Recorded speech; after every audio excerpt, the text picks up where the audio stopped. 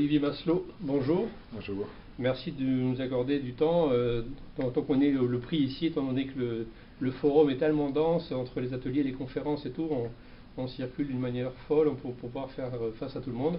Et je sais que vous êtes très demandé, étant donné vos compétences de philosophe autodidacte. Donc précisez-moi un petit peu ce que c'est un philosophe autodidacte, parce que là je dois reconnaître que je n'ai pas cette connaissance. J'ai beaucoup appris par moi-même. J'ai appris déjà à travers une NDE à 4 ans. Je suis tombé de 2,50 m la tête en arrière sur du béton. Je me suis vu d'en haut. Donc voilà, c'était une image qui était toujours là, mais que je n'avais pas vraiment interprétée. J'ai eu une expérience d'éveil à 22 ans, probablement en lien avec cette NDE, où j'ai eu comme une méta-compréhension des mécanismes de l'univers, et je n'avais pas encore lu de livre. Et j'ai commencé à lire à ce moment-là les évangiles, les morts tibétains, et puis Conversation avec Dieu, qui a été vraiment un grand choc, dans la mesure où j'ai retrouvé quelque part mes conclusions. Et pour moi, c'était juste ce que je disais, parce que je l'avais vérifié avant. Donc je dirais que j'ai presque fait le travail à l'envers.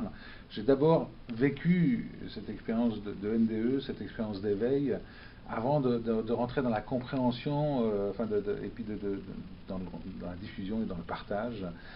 Donc c'est en ça que je me suis forgé, je dirais, ma vision de la vie par mon expérience, et non pas par des connaissances acquises à l'université ou ailleurs. Donc on peut considérer que c'est en fait un choc sur la tête qui a été pour vous l'élément déclenchant de cette démarche. Oui, oui. Et bien des années, en fait je l'ai découvert, j'ai vraiment fait le lien quand j'avais une sinusite récurrente et on a fait une radio du visage et la personne me dit mais vous avez un gros traumatisme crânien. Je dis moi non, un accident de moto et tout. Je dis non mais si regardez, et puis en fait j'ai plein de petites fractures sur le visage, y compris une cloison nasale tordue, d'où ces sinusites, et c'est là que j'ai vraiment fait le lien. C'était lié à votre choc. Oui, oui, et puis j'ai eu beaucoup de compassion pour ce petit garçon qui avait décidé de revenir parce que là-haut c'était vraiment cool.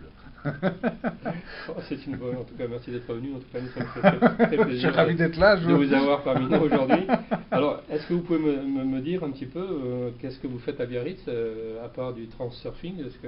Qu'est-ce que vous faites à Biarritz dans ce forum où on évoque la médecine quantique sous toutes ses formes? Alors en fait, transurfing, c'est une approche écrite par un physicien quantique. Ma question c'est qu'est-ce que vous faites? Oui, justement. Alors l'année dernière, j'accompagnais Vadim Zeland qui était venu, donc l'auteur, mais j'ai aussi, je présentais mon livre Neuroquantis. Et donc cette année, je suis venu vraiment beaucoup plus pour parler. Alors je dirais, pour moi, dans le quantique, il y a la posture de l'observateur qui est essentielle, puisque c'est l'observateur qui influe sur le résultat, comme le démontrait déjà Louis de Broglie il y a un certain temps. Et les neurosciences apportent des outils qui permettent vraiment d'aller favoriser le cerveau préfrontal. Et le cerveau préfrontal, c'est le cerveau de l'intuition, de la créativité, de la sérénité. Et donc travailler sur apaiser le mental, donc la grosse voix du mental, de l'ego, etc., pour justement mettre en valeur cette intuition, cette créativité, permet d'adopter cette position d'observateur, puisque ce préfrontal reconstitue la réalité en temps réel, et c'est vraiment en temps réel, il est dans la toute présence. Et ce qui m'intéresse, c'est justement de pouvoir apporter des outils qui connectent à ce présent, parce que c'est de mon point de vue dans ce présent que je touche mon potentiel, que j'ai ma place, que je peux adopter la bonne posture pour aller vers l'infini des possibles du champ quantique, parce qu'on parle du champ quantique, on parle d'un champ où tout existe.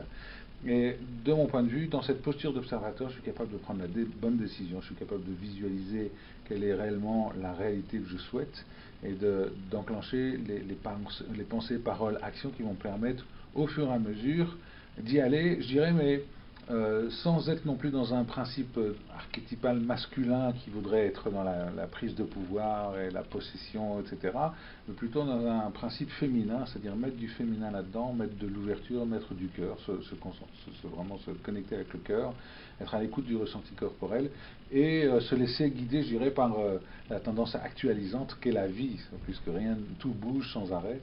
Et donc, bien souvent, les personnes peuvent être fixées dans leurs croyances, dans leurs valeurs, dans ce qui est vrai pour elles ou ce qu'elles veulent à tout prix, et elles n'en bougeront pas.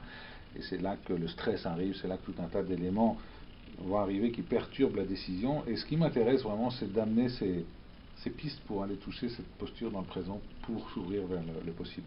Alors pour rebondir sur ce que vous venez de dire là, et je reste sur ma question parce que moi j'ai un petit peu une tendance à être tenace un petit peu, c'est de dire votre présence ici, est-ce que c'est cette tendance masculine de vouloir donner, prendre, etc., ou plutôt la tendance féminine de recevoir ou peut-être les deux, parce que je me sens tout à fait adaptable.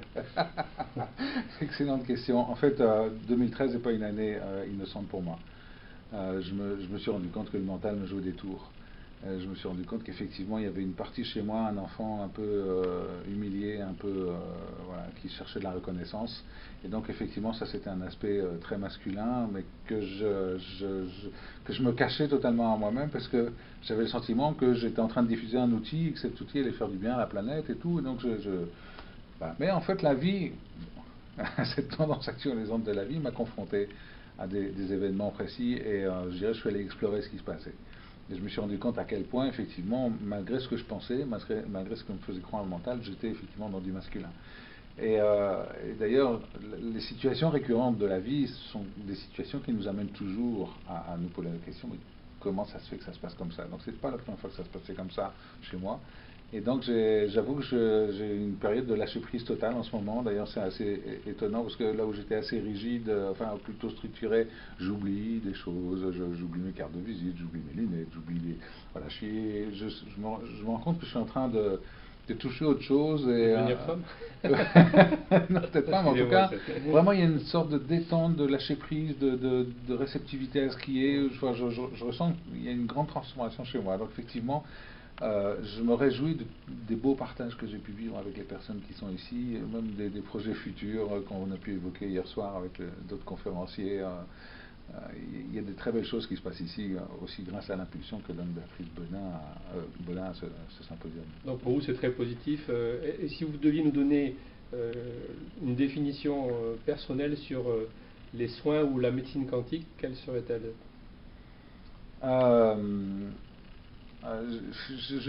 Pour moi, alors ce serait beaucoup ce qu'on appelle la méthode des 2 points, mais très très général, c'est-à-dire je suis ici, maintenant, présent à ce qui est, et je m'ouvre au champ des possibles. Donc en ça, je fais ce mouvement d'ouverture vers l'autre, vers l'univers, vers l'ailleurs, en étant simplement ici, présent et réceptif à ce qui est.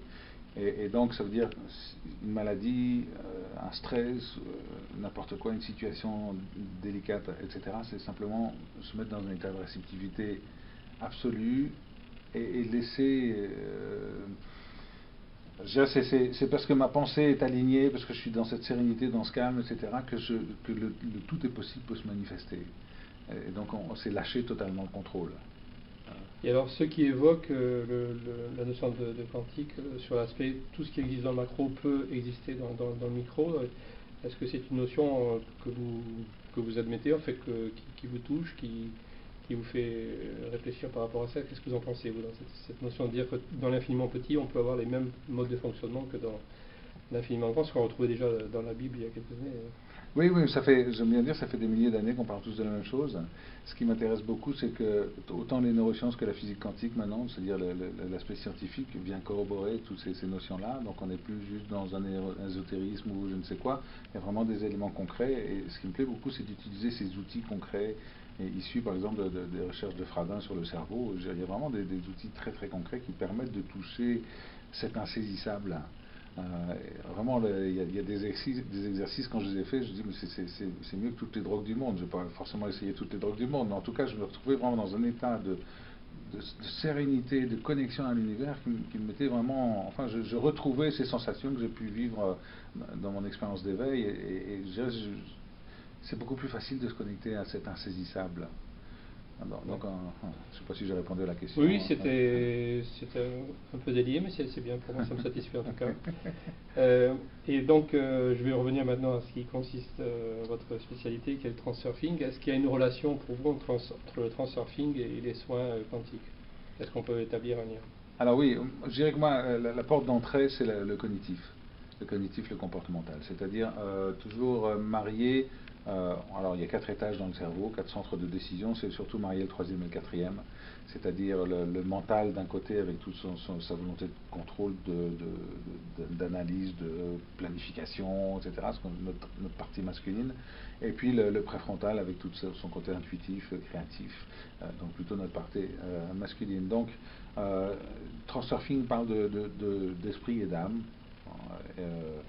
je peux parler de mental et d'observateur, je peux parler de préfrontal et de néolimbique, enfin, peu importe les termes employés, mais c'est à chaque fois mettre en accord ces deux parties de nous qui vont nous permettre de toucher justement l'unité. Et Transurfing parle de ça, évoque justement, parce que c'est quand notre pensée est focalisée, quand elle est bien unie, que nous allons pouvoir, alors dans le modèle Transurfing, il parle de nous synchroniser à des secteurs de ce champ quantique, je dirais, pour les faire se matérialiser dans la réalité. Et c'est provoquer des synchronicités en fait. Donc avec notre intention, avec nos actes ici et maintenant, mais aussi alignés avec une pensée suffisamment focus et suffisamment en même temps lâcher prise, déclencher des synchronicités qui nous facilitent le chemin vers le but. Alors, ça peut s'appliquer à tout, que ce soit à changer sa réalité, ou que ce soit aussi à sortir d'une maladie. Hein. C'est cette notion d'accueil de ce qui est, et d'observation et de lâcher prise. J'assistais à la conférence de Guy Corneau tout à l'heure, c'est exactement ça, quoi. On est dans cet accueil de ce qui est, cette bienveillance à soi, cet amour. On parle beaucoup d'amour, Transurfing parle beaucoup d'amour aussi. Je fais juste une remarque par rapport à ce que vous venez de dire, et je suis surpris depuis que je suis là à interviewer tous les conférenciers de très très haut niveau, et je remercierai Béatrice plus tard pour le cadeau qu'elle m'a fait. C'est de constater que tous ces grands conférenciers de développement personnel ont tous été malades à un moment de leur vie, et quelquefois dans des maladies assez graves, mais on en reviendra quand on en dans la partie personnelle. Si j'ai bien retenu vos 3 livres là, sur Transurfing, j'ai retenu 3 lignes parce que moi je suis un petit peu réducteur. Un potentiel en excès qui se met en place à l'occasion d'une maladie, d'un stress, etc., qui va être régulé par des forces d'équilibrage qui peuvent être des peurs, enfin des choses qui vont vous mettre un petit peu dans l'axe. Mais si on a la capacité d'avoir une sérénité suffisante, on a un plan B qui se met derrière en disant finalement c'est pas grave, tout va s'arranger et on va s'en sortir. Est-ce que j'ai bien résumé ou peut-être rajouter des choses plus... C'est très réducteur. C'est très réducteur, hein, il y a 3 livres, mais bon, on ne peut pas parler des 3 tomes. C'est très réducteur, mais cette notion d'importance de Transurfing, c'est ce que les neurosciences vont appeler la stressabilité, c'est-à-dire par rapport à un événement lambda, telle personne va l'accepter et le traverser tout à fait bien, et telle autre personne va se mettre en résistance et se fixer, parce que pour elle c'est important. Et cette importance va provoquer le stress, va provoquer un désaccord de la pensée, justement. Il y a quelque chose qui n'est plus aligné, puisque je suis immobilisé. J'aime bien parler de fixation aussi. C'est comme si je me suis fixé ici, je ne veux pas que ça bouge, c'est ce que j'ai décidé. Et en fait, la vie, c'est pas ça. La vie, ça change de façon permanente. Donc, effectivement, cette notion d'importance est un des éléments essentiels de Transurfing. Et peut-être aussi, vous parliez tout à l'heure de croyances très fortes, on a tendance à quand même penser que les gens qui ont des dogmes qui sont basés sur des croyances très fortes peuvent être aussi des croyances limitantes, parce que du coup on se met des cadres desquels on ne peut plus sortir parce qu'on a une croyance, c'est dire moi je crois à ça, et on se ferme par rapport à ce qui se passe à côté. Je continue, donc Transurfing, est-ce que c'est toujours la poutre à 10 mètres de haut entre 2 étages qu'il faut traverser, ou est-ce que le monde a un autre moyen d'avancer aujourd'hui, ou on est toujours dans cette situation d'instabilité, de difficulté ou même de crise, ce que nous bassinent les médias en permanence pour nous maintenir dans un état de dépendance psychique. Ah, ça c'est un autre. Alors ça c'est aussi un autre concept. C'est notre débat. Non, c'est les balanciers pour Transurfing, c'est-à-dire en fait c'est toutes les organisations qui nous entourent. Nous vivons dans un monde de balanciers. Les balanciers font tout pour attirer notre énergie, pour se nourrir de notre énergie. Donc ça rejoint un peu ce que vous dites. Effectivement, on est dans un monde où on va sans arrêt être attiré par quelque chose, diverti, c'est-à-dire détourné de l'essentiel, détourné de notre but à nous. Et c'est être conscient de tous ces conditionnements extérieurs qui nous permet de nous recentrer sur nous, et quel est mon véritable but à moi, si je fais abstraction de tout ce que j'entends, de tout ce que j'ai entendu même quand j'étais petit, etc. Qu'est-ce qui est vraiment quelque chose qui va toucher mon âme? Ça aussi, ça fait partie du travail de Transurfing, d'ailleurs du travail de développement personnel en général, c'est d'être à l'écoute de son moi profond, de son âme, voilà, et pour savoir vraiment qu'est-ce qui est bon pour moi. Et donc se défaire de ce conditionnement externe et de ces influences est essentiel. Sinon, on est un peu comme des zombies, c'est en tout cas le terme qui est utilisé dans le Transurfing, des gens qui dorment debout, qui sont réveillés debout, enfin, qui dorment debout. Qui dorment debout. Donc on rejoint un petit peu ce qu'a évoqué hier le docteur Andréani en parlant de tous les métaux lourds qu'on nous balance d'une manière naturelle, de façon à inhiber un petit peu notre libre arbitre, et comme ça nous permet d'être mieux manipulés par simplement 5 ou 10% des gens qui sont là pour décider pour nous, estimant que nous on est un petit peu trop bête pour pouvoir avoir une propre liberté. Oui, Vadim Zeland l'année dernière disait que ces gens-là eux-mêmes sont victimes d'une super matrice dont le seul but est le profit à tout prix. Donc même ces gens-là, ces 5%, ne sont même plus libres de ce qui se passe. Les gouvernants sont plus libres de ce qui se passe. Personne n'est plus vraiment libre de ce qui se passe. On est parti dans une folie parce qu'il faut le profit à tout prix, au détriment de l'homme, au détriment de la planète, au détriment de tout ça. Il y a des métaux lourds, mais il y a tellement d'autres choses, l'alimentation industrielle, l'agriculture, la formation, il y a plein de moyens, effectivement. Là, ça fait vraiment partie, je dirais, on pourrait avoir un côté militant. Transurfing va nous inviter à surtout ne pas y mettre trop d'importance, ne pas devenir guerrier, parce que le guerrier va provoquer des obstacles, il va aller se heurter, il va aller au conflit. Il y a d'autres moyens, je dirais, un peu si on parle de Gandhi, cette manière détournée de construire autre chose, voilà, d'aller vers autre chose, mais de construire autre chose pour...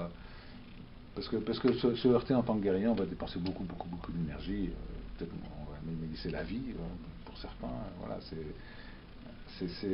voilà, c'est un sujet sensible, je dirais. Je suis d'accord avec vous. Juste une remarque sur le Groenland, qui est un des exemples.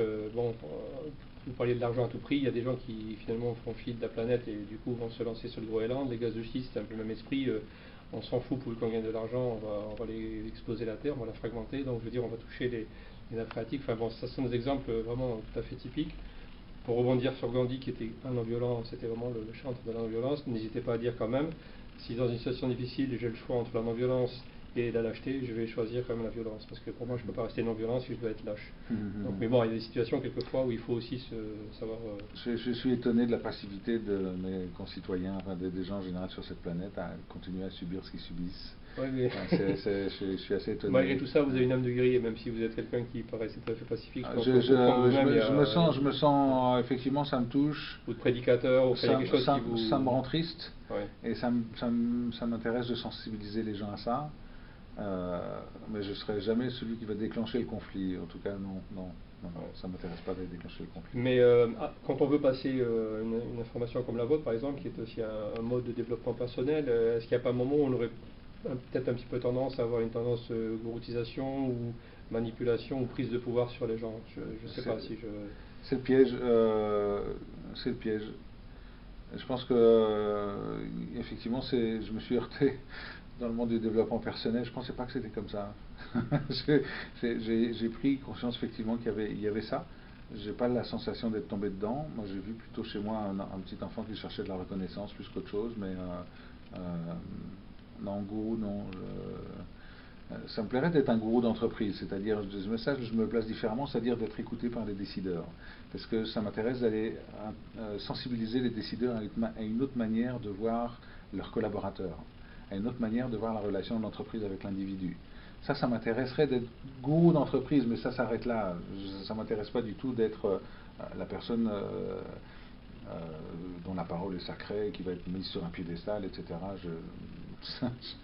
On pourrait aussi imaginer l'inverse, parce que si je me réfère à ce que vous avez dit tout à l'heure, vous pourriez être, et c'est ce que je pense en tout cas pour ce qui vous concerne, être votre propre décideur, qui peut être aussi sollicité par d'autres décideurs en disant apparemment ce qu'il a l'air de dire, ça nous intéresse, ça nous convient, on va faire appel à lui pour savoir si ses connaissances ne pourraient pas nous permettre d'évoluer. Et plutôt que d'être, enfin, c'est pas un jugement de valeur, je ne me présenterai pas, je ne vous connais pas, de dire, bon finalement c'est moi qui vais avoir le rayonnement suffisant pour attirer à moi des gens et leur dire, voilà, moi ce que je propose, ça peut aussi être intéressant pour une société. Mais je me définis aussi comme un investigateur de nouvelles pistes. Oui, ça j'ai vu ça. Effectivement, si je peux amener des propositions que les gens vont retenir parce qu'elles leur semblent pertinentes, tant mieux. Mais je ne pense pas avoir ce côté égotique. Maintenant, à moi d'être vraiment vigilant à ça, et j'ai une compagne merveilleuse, Armelle Epinochance, qui est psychologue, psychothérapeute plutôt, avec laquelle d'ailleurs on a des projets de collaboration, de réunir le coaching et le psy, la neuroscience avec la psychothérapie. Et là, je compte sur elle, et elle le fait très bien pour me mettre en garde dès qu'il peut y avoir une tendance égotique qui apparaît. Et je pense que cette évolution que je vis actuellement en 2013 n'est pas étrangère à notre relation. Ouais, c'est voilà, j'ai un garde-fou merveilleux. J'imagine bien. Et donc, dans ces nouvelles pistes que vous proposez, est-ce que vous pouvez déjà nous en donner quelques-unes qui pourraient permettre aux gens justement de réagir, d'évoluer, en tout cas en termes de nouvelle conscience, par exemple? Là, on a un projet de livre sur la famille, parce que c'est là que tout se passe à la base. On peut faire des liens entre la famille, l'entreprise, les gouvernements, on peut faire un lien dans tout ça. Donc en fait, je trouve que Jacques Fradin, donc, qui a mis en place l'ANC, l'approche neurocognitive et comportementale des neurosciences, a des outils merveilleux, vraiment merveilleux. J'étais d'ailleurs, quand j'ai traduit Transurfing, j'ai fait beaucoup de liens avec les neurosciences, ça parlait de la même chose, il y avait des liens évidents. Et tous ces outils sont hyper adaptés. Pourquoi? Parce qu'ils sont précis. On parle de critères diagnostiques. On n'est plus, tiens, je vais essayer ça, on va voir comment ça marche. Non, il y a une analyse, tiens, dans quelle partie du cerveau ça se situe, quel est le contenant qui est en jeu, quels sont les critères diagnostiques qui nous permettent de vérifier comment le diagnostic est juste et de pouvoir appliquer l'outil adéquat. Donc, à chaque fois, à toute situation, on va pouvoir beaucoup mieux analyser ce qui se passe et vraiment apporter la solution adéquate. Parce qu'on va aller voir à quel niveau du cerveau ça se passe.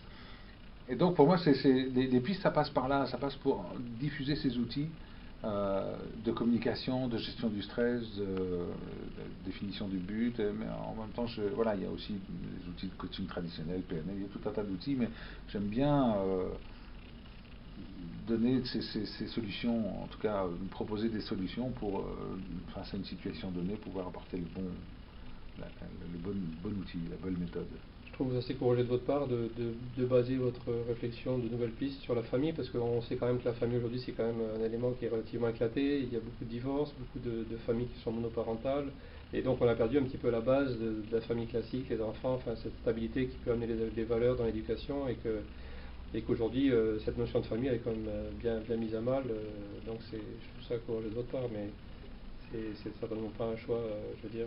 Non, c'est pas innocent le choix, c'est vraiment là que ça se passe, parce que les parents qui peuvent être intrusifs ou abandonniques par rapport à un enfant ne font en général que reproduire des schémas qu'ils ont eux-mêmes vécus, etc. Donc il y a toute une transmission comme ça de comportements qui vont casser des enfants, qui vont casser des individus. Et je pense que si on apprend aux futurs parents à être plus à l'écoute de leurs enfants, à mieux, par exemple un enfant dominant, un enfant qui va commencer à être infernal.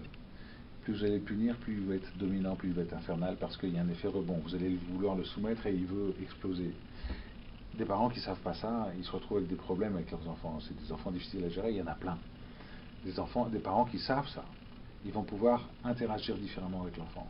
Et au lieu de le soumettre et de l'amener dans sa dominance, il y a une autre mode de communication à mettre en place qui va permettre de ramener l'enfant dans une assertivité, au lieu d'être dans sa dominance, de la ramener dans une assertivité. Voilà, des outils comme ça existent. Je pense qu'effectivement les organisations dont on parlait tout à l'heure n'ont pas tellement intérêt à ce que ces outils se diffusent. Parce que c'est très intéressant de pouvoir manipuler les gens, justement, la peur, regarder les enfants, la délinquance, ça marche pas, etc. Tout un d'éléments comme ça. Mais les outils sont là. Et donc, effectivement, apprendre aux futurs parents, pour moi, si ces outils étaient enseignés à l'école, et c'est un peu mon credo, en une génération, on aurait une baisse incroyable de problèmes de société.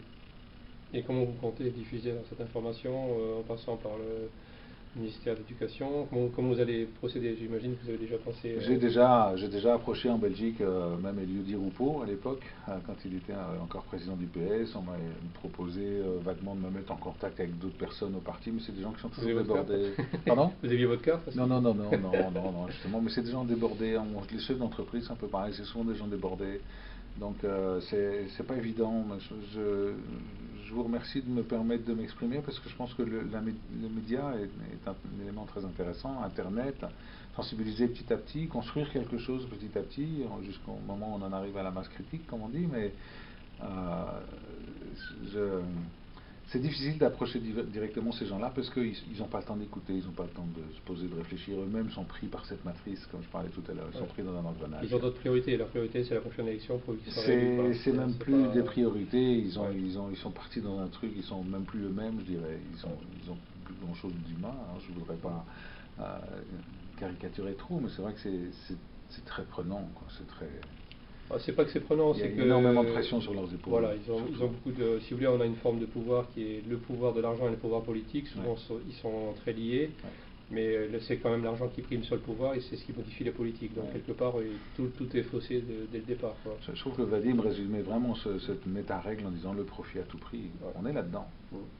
Mais on a eu aussi, nous, des présidents qui nous ont dit travailler plus pour gagner plus, sans tenir compte qu'on avait aussi une quantité de matières premières qui était limitée, qu'il fallait quand même faire attention. Si on doit parler des présidents, pour moi, ils n'ont aucun pouvoir. Non.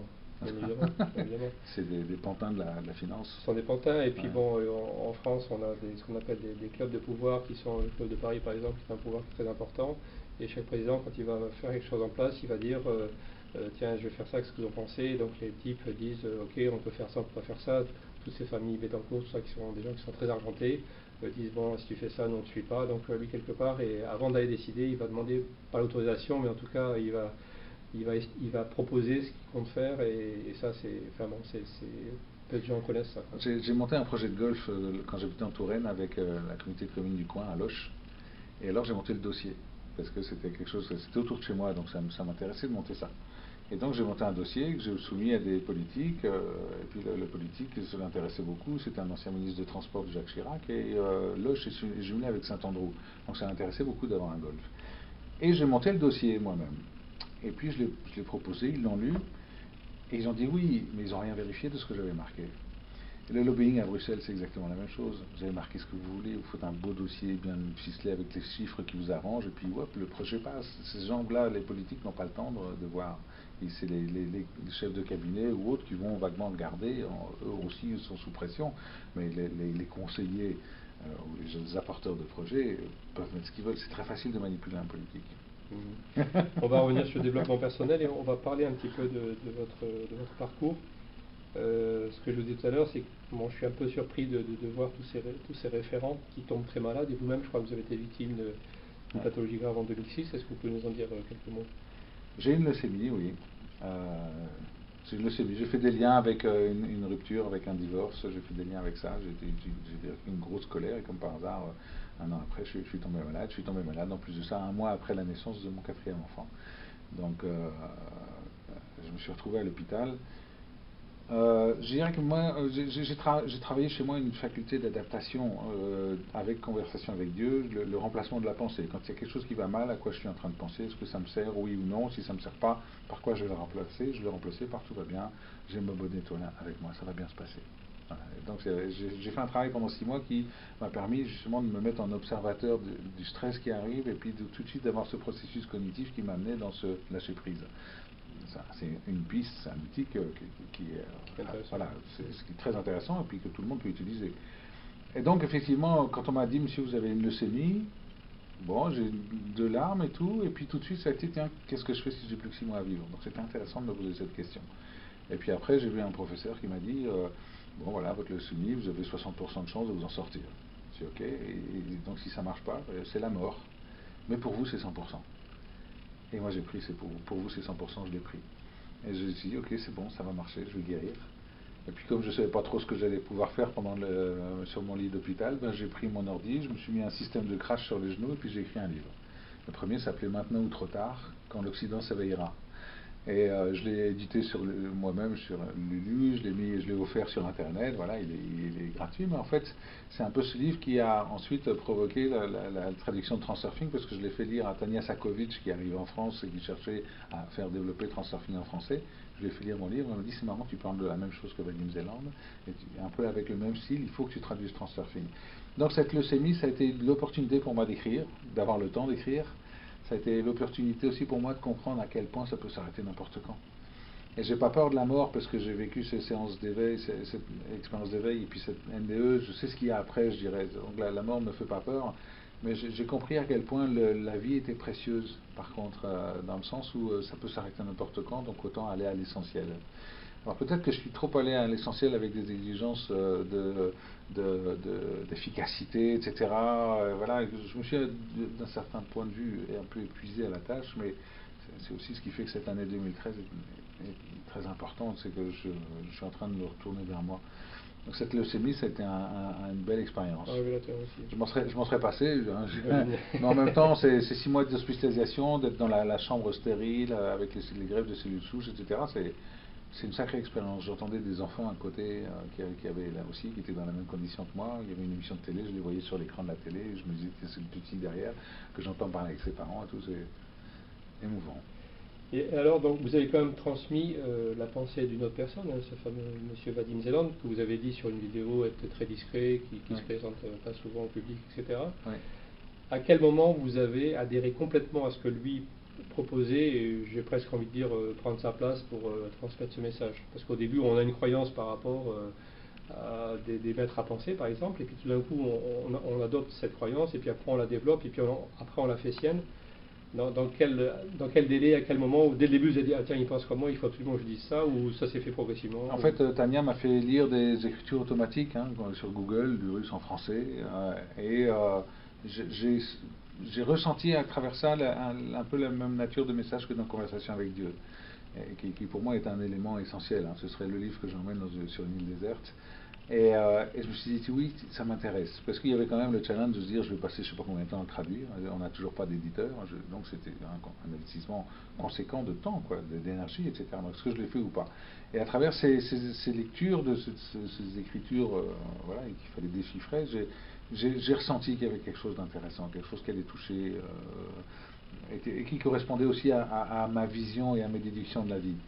Donc c'est à ce moment-là que j'ai décidé de le faire. Et c'est vrai qu'en traduisant, j'avais vraiment le sentiment d'être en lien avec l'auteur. Voilà, c'était intéressant. Je n'avais jamais traduit de ma vie, donc c'était intéressant cette expérience de ressentir, de me mettre vraiment en lien. Il y avait quelque chose qui se passait qui était assez intéressant. Et puis, je suis pas forcément, je dirais, enfin, il propose certains exercices que j'ai pas envie de faire parce que j'en vois pas tellement l'utilité. Mais grosso modo, c'est quand même une personne qui a une vision très globale et très détaillée, et très précise, et très documentée du monde. Et c'est vraiment une personne exceptionnelle quant à ce qu'elle va apporter. Maintenant, j'ai tout de suite aussi apporté dans ma pratique de transurfing, dans les ateliers, des éléments des neurosciences, des outils des neurosciences. Et petit à petit, voilà, il y a eu cette envie de créer Neurocantis, le livre justement qui allie les deux techniques pour justement le sortir, je dirais, un peu du rayon peut-être un peu ésotérique où je trouve Transurfing pour amener un discours qui soit plus perceptible plus concret, plus scientifique. Plus concret, non pas scientifique, mais en tout cas plus acceptable pour les gens de l'entreprise. Voilà, mon but étant justement de permettre aux entreprises de changer leur regard sur les individus.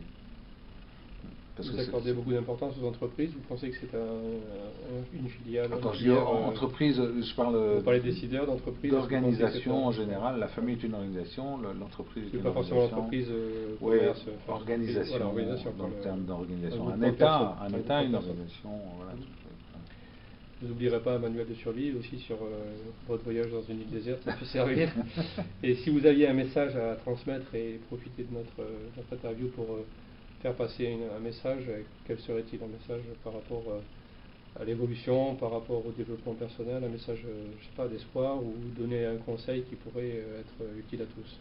J'ai le sentiment qu'il y a une accélération incroyable des outils et une simplification incroyable des outils. J'ai aussi le sentiment que les gens sont beaucoup plus réceptifs à intégrer les outils. Donc le message, ce serait, c'est pas si difficile que ça en a l'air. Parce que les gens se font des fois tout un monde, etc. Ils vont imaginer que c'est difficile, voilà, ou j'y arriverai pas, etc. Mais en fait, non, c'est juste derrière là. C'est juste là derrière. D'ailleurs, quand j'ai eu cette expérience d'éveil, je me disais, mais c'est dingue, c'était là, et je le voyais pas, mais c'était tellement là, c'est tellement évident que c'est toujours là. C'est l'alchimisme. Ben, je sais pas, donc voilà, cette pleine conscience, elle est là. Elle est là, et alors on s'en fait tout un tas, toute une montagne, mais c'est vraiment pas si difficile que ça. Donc par contre, ça nécessite de vouloir y aller, quoi, et de sortir d'une zone de confort. Donc l'invitation, c'est sortir de la zone de confort, expérimenter simplement. Amusez-vous à expérimenter, parce que c'est juste là et c'est vraiment simple d'accès quelque part. Écoutez, ça me paraît être une conclusion tout à fait intéressante et qu'on va utiliser dès maintenant. En tout cas, Olivier Masto, je peux que vous remercier d'avoir partagé avec nous toutes vos connaissances qui étaient tout à fait intéressantes. Merci beaucoup. Avec beaucoup de plaisir. Merci. Au revoir.